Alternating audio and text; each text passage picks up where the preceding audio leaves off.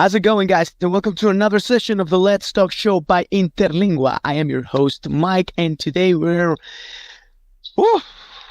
hoping to have a very exciting show because all of the people involved here are very passionate about this topic, which is sci-fi. Sci-fi is short for science fiction, and we all know what that means.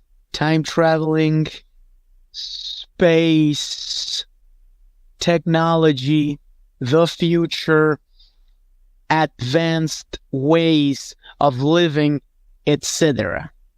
We will discuss this in a matter of moments. So, buckle up because we're about to have a very, very fun ride and also a very learning one.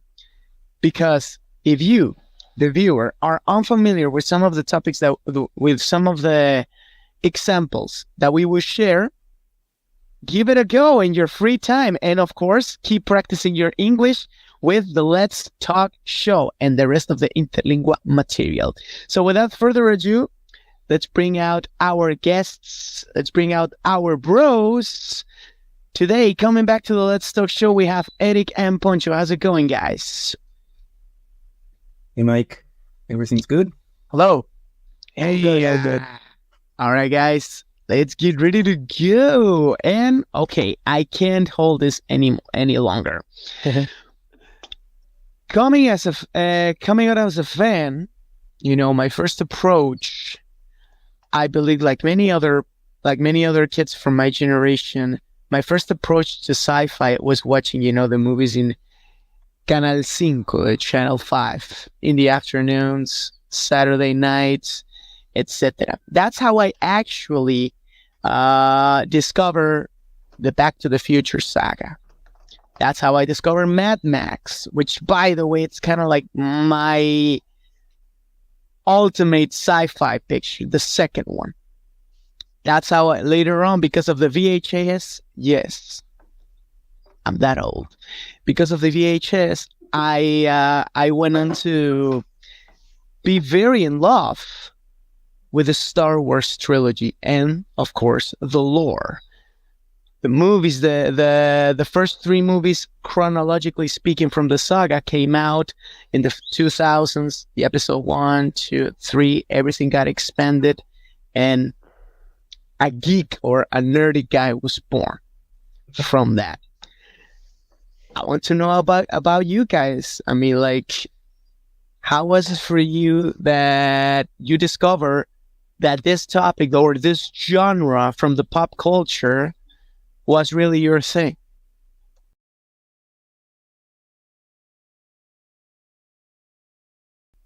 Well, in my case, I didn't really know it was sci-fi, like I just watched the Terminator movies, as you say, Star Wars, Back to the Future, all these movies, and I was always attracted to this kind of films.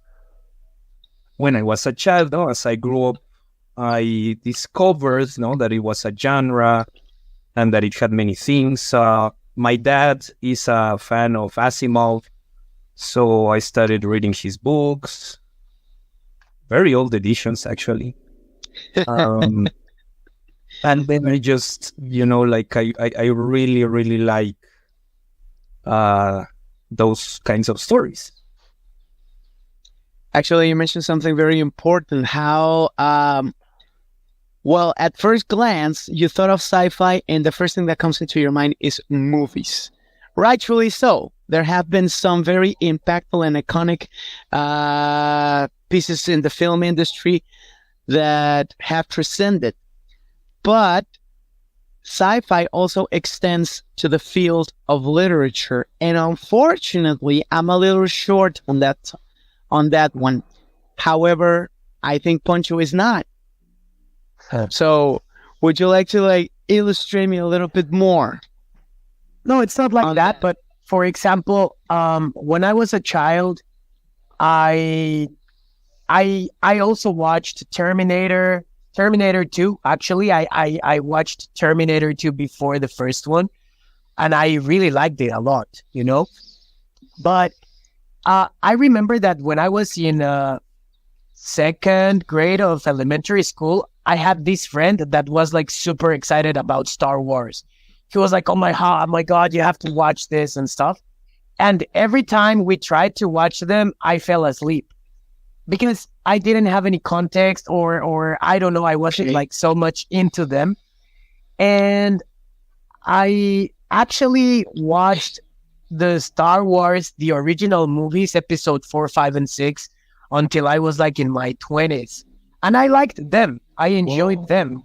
But I think that I started getting into the science fiction genre through literature by reading books of dystopic scenarios, no? Like Fahrenheit 451 or 1984 or A Brave New World, which I think they are called like the trilogy of dystopic scenarios, you know? I think that those were my first materials of science fiction. That's the way I entered them. I think it was because of my dad. My dad usually gave me stuff to read. And then you discover the genre as well, and that's how you had hooked on it. Exactly. I got hooked on it after that, like with movies. I don't know, for example, Pandorum is a movie that I watched because of Erich. You know, like many years ago, he told me like, yo, you have to watch this one because it's really cool, you know? Like it's a low budget movie in my opinion. I don't think they spent a lot of money, but the idea is super interesting, you know? So it's like space terror or something. Yes. Could somebody please explain to me what did I miss about it? Because, oh my God, we're heading into controversy this close. I tuned out from it. I stopped watching it. I decided to give it a go because I was told that I saw it in a top video of, you know, if you're a Lovecraft fan, which I am, you should watch these movies. And Pandorum was mentioned. So one night I decided to give it a go. And during the first 20 minutes, I was like, okay, where is this going? I didn't click. So halfway, like, you know, probably 32 minutes in, I was like, you know what? Maybe this is not for me. And I turned it out. But from your perspective, guys, from your perspective, what did I miss, or what context do I really must have in a way to appreciate that movie? What context should I have to appreciate that film in the way that you guys did? Because maybe there's something I missed, or maybe I had my expectancies a little high, and the bottom line is I didn't know what the story was about. I mean, I just started watching it. I didn't read the synopsis or anything else. I just put it on, and I was like, this, of course they're in space. Of course there is a ship, but I didn't know if there's sort of like a virus or something. Okay, that's the point. That's the point, Mike. The whole movie is mysterious. Like, you don't know what's happening, and you don't know why it's happening. And little by little, you start like putting the pieces together, and then bam, twist at the end, and everything you believed. Nope, that's not. Yeah. The ending. It's like, damn.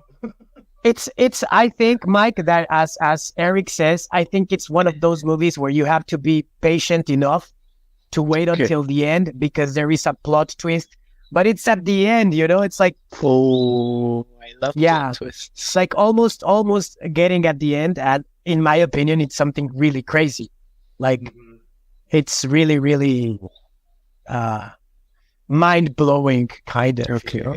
Yeah. So the story was really well written. Yeah, I agree.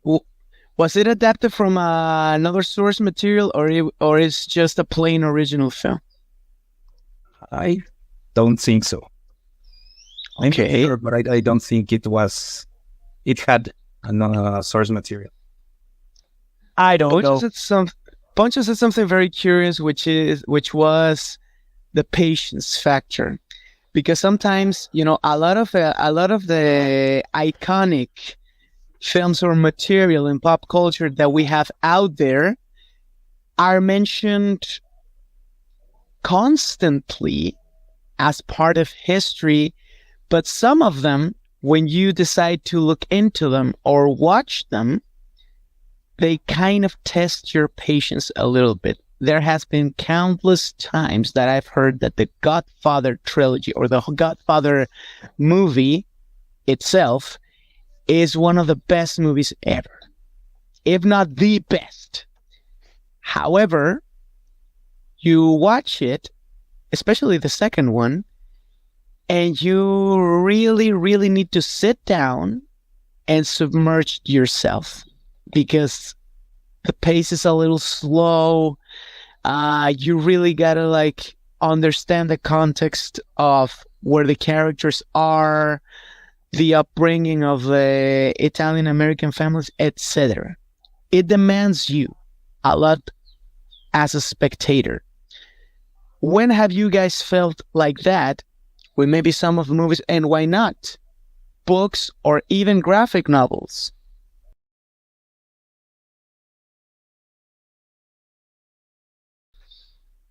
Okay. Well, this is actually my favorite trilogy of books. It's called His Dark Materials by Philip Pullman. The first book was called Northern Lights, and then the title changed to The Golden Compass. And honestly, when I started reading the book, it was kind of boring. I started reading, but I had to read it because I was in high school, and the teacher had us read a book and then write a paper on it or something. Okay. So at the beginning, it was kind of boring. It was weird because I thought it was like a fantasy thing along the lines of like Harry Potter or something like that. Okay. But then it started getting interesting. And then you discover that it's not fantasy. It's actually a parallel universe in which things are different. And then the end of the book, there is a portal where you can travel through various parallel universes. And then the second and the third books are excellent. No, but at the beginning, it tasted my patience. Now it was like, this is so slow and boring. But dude, It paid off, no? Like the patience paid off. more people should read them. Or if you're not into books, you can watch the series, which was released in the past 2 years, I think. Yes. Was made by the BBC. And here in America, we can watch it on HBO. Can I add something in there? Talking about the situation of having patience. I think that is one of the problems that modern society has.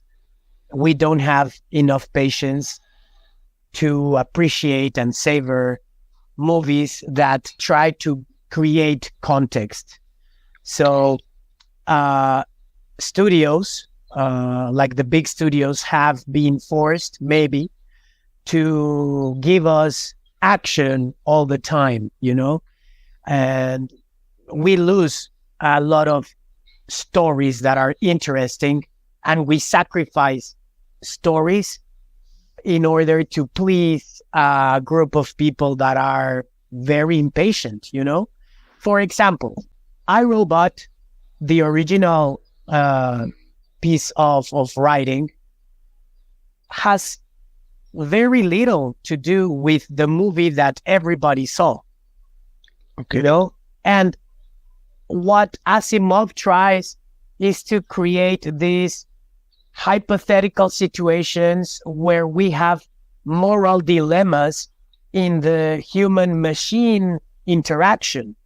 And in the movie, you just like you're filled with all this action and shots, and the story falls into the background of things, and it happens with a lot of very good stories. They become wasted, in my opinion. I think that's what happens, and that's, I think that people have been losing their capability of patience because of the dynamic that we have been creating through social digital networks, the shorts of YouTube or the TikToks or the Instagram reels, whatever name you want to give them, it's the same. Videos that are 15 or 45 or a minute long. So people need to be constantly given these shots of dopamine, and it's something that goes against the narrative, the longer narratives, That's what I want. They bet on style over substance. To sum it up. Yeah, that's one of the things. Yeah. Yeah, actually, another movie that was made from Asimov, the Bicentennial Man. Oh my God, the whole story is, as Poncho said, is something about the morality, no? What is a robot? What is a human? Where is the intersection? Blah, blah, blah. And the movie is a love story, no, in the movie. Yeah. And it's like, that's not even mentioned in the book, no? And in the movie, he falls in love and he's interested in sex and stuff. And it's like, no, like... I think that a word that would suit this action is like, they water it down, Water it down. They made it easier to digest. Exactly. It's like, as you said, Mike, like what image over substance, like design over substance, and we lose a lot of good storytelling, good storytelling. And what is an example for you guys, based on your experience, that a source material has been well adapted into perhaps a film or an audiovisual example?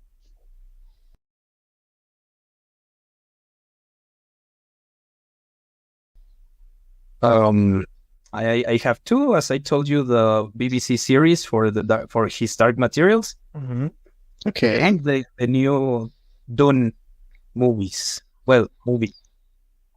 So, in my case, Fahrenheit 451, it has, in my opinion, a very decent adaptation, but not the modern one. There is a modern movie where the main character is, it's an American movie. He's a black guy. I don't know the actor. But there is another one, I think it's British, older, I don't know, from the 70s or something. That is an excellent adaptation. Very good. I didn't know there were adaptations from that story. Yeah, So, there are two. Thank you for saying. That I know, All right. there are two. And the one that I watched, because I haven't seen the new one, but it seems that they watered it down and they changed a lot of things. So many things got lost, All right. Are the one that you watched, would that be I'm looking for it, actually. Yeah.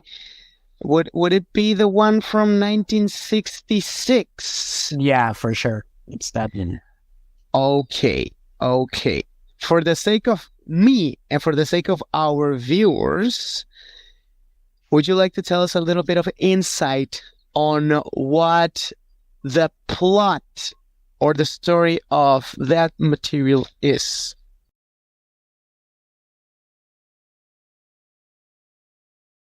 Okay, Fahrenheit 451 is the temperature at which books burn, So it's about a world where firemen burn books. instead of extinguishing fires, they burn books. So reading is forbidden. Wow. And there is something like, I don't know if you know about A Brave New World. Aldous Huxley. You know the soma, the concept of soma. It's like the drug that makes you happy. You know, it's like the element that makes you forget about reality and your problems and stuff. So there is something similar in Fahrenheit 451, you know, like there is something that you just take your drops and you don't question what is happening. So our main character in this story is a fireman who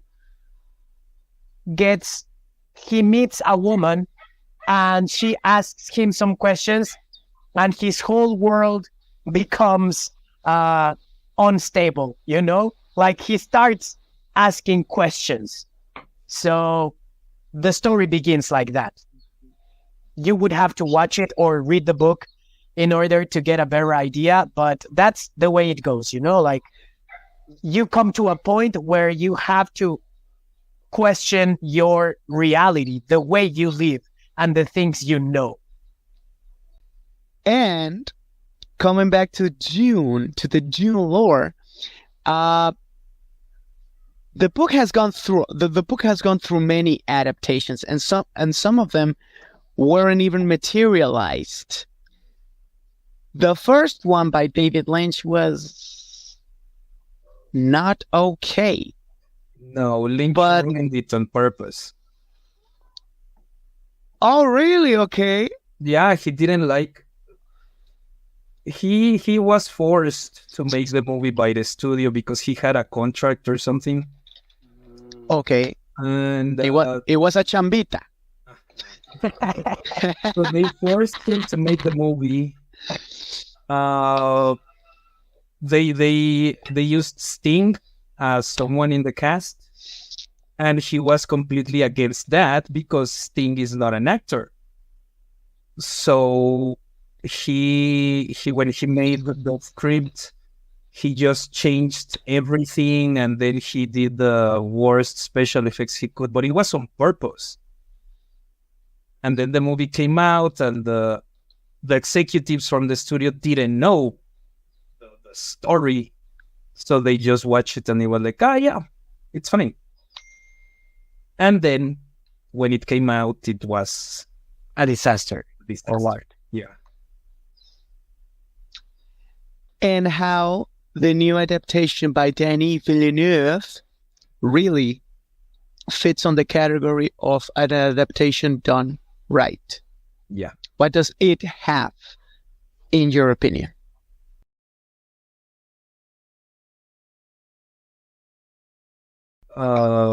It follows the story as it is. The descriptions of the characters in the book is what you see on the movie. No, of course, Dune is not an easy book. It's difficult to read, and I would say that maybe half of it is what the characters are thinking, and obviously that cannot be shown on film. So you need all that part, of what they are thinking or plotting in their minds. But in the end, I think the movie is a pretty good adaptation. We were talking about before recording it that we were aware that Alejandro Jodorowsky, one of the greatest minds in art history, was developing a film adaptation which it didn't come together.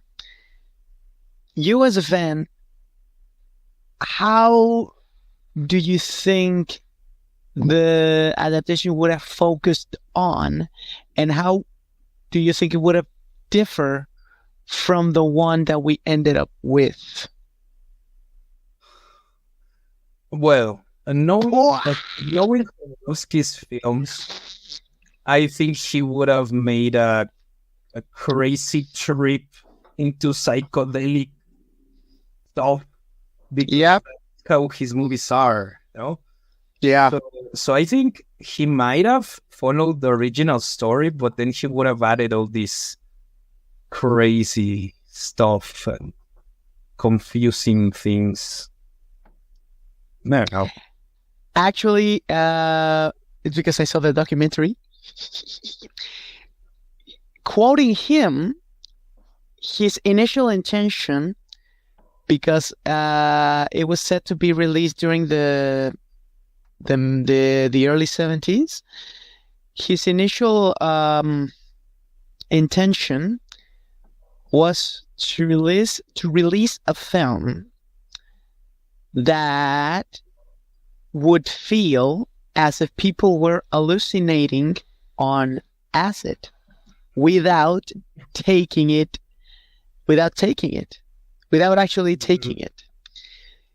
And I saw, a lot of, sketches and some scraps of the ship's Storyboard? design. Yes, thank you. Storyboards of the designs of the ships, the planets, and everything. And it would have been crazy because, oh my God, it would have been so much bigger than Star Wars if it had been materialized. But, in the end, it wasn't possible. And we're today stuck with the what if element from that project, that actually seeing it in the flesh, if that makes any sense. But oh my God, man, it's been a thrill, right? Knowing that stuff. And we are actually running out of time. But before we do, let's get a little personal on that one. And I would like to really know from within you how really is your relationship with sci-fi? How far does it reach, and how impacts your vision of the world? It can be from, just being a fan to all the way on how you observe what's going on around you.